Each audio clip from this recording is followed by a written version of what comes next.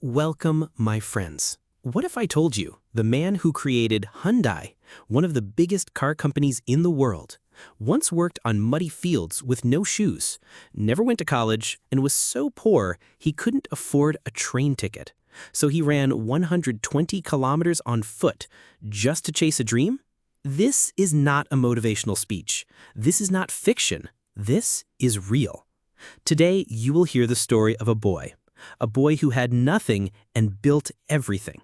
A boy who had no money, no education, no power, but had one thing that changed his life: a decision to never stop trying. But why should you listen to this story? Because this is not just about business.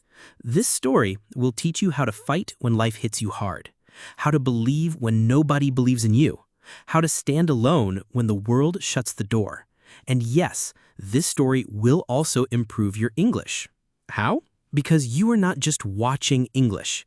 You are feeling it. You are living inside a story. That's the secret to fluency. Not grammar books, not boring vocabulary lists, but real stories with real emotion, told in easy, clear, and powerful English. So listen closely, because this video might not just teach you English, it might change your life. Now, let's begin the story of the man who started it all, small town. Let's go back. The year is 1915. We're in a small, poor village in North Korea. Yes, before Korea was divided. A boy named Chung Ju-young is born into a family of farmers. They grow rice. They live in a straw roof house. They eat simple food. Sometimes not enough. He is the eldest son in the family. That means he must help in the field every day. No shoes, no toys, no time to dream. From age 7, he carries water, cuts grass for cows, and helps plant rice. He would stare at the mountains and think, is this all there is to life? When he was around 14 years old, he had a dream. He wanted to study, go to school, learn math, become a teacher. So one day, he secretly left home and walked miles to enroll in a school.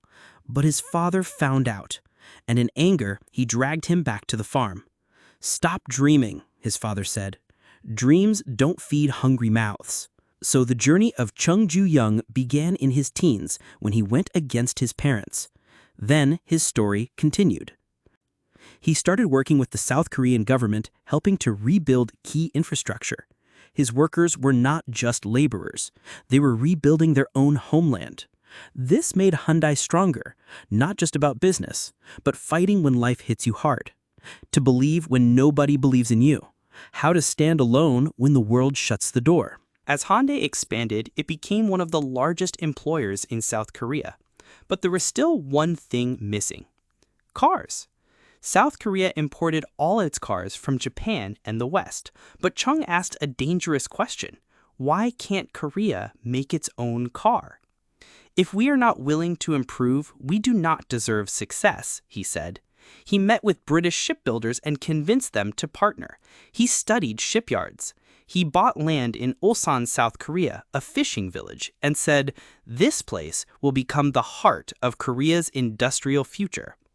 People thought he was mad, but by 1974, Hyundai had launched its first major ship and became one of the top shipbuilders in the world. Again, his determination made him reach that place. That is the story of the boy who created Hyundai, and it is a story that must never be forgotten. Let this be more than a video. Let this be a message. If you have a dream, fight for it. If you have a setback, rise again. You don't need permission to dream or need to be rich or smart. If the world tells you you can't, remember this name: Chung Ju-young, and reply to the world with his famous words: "Have you tried?"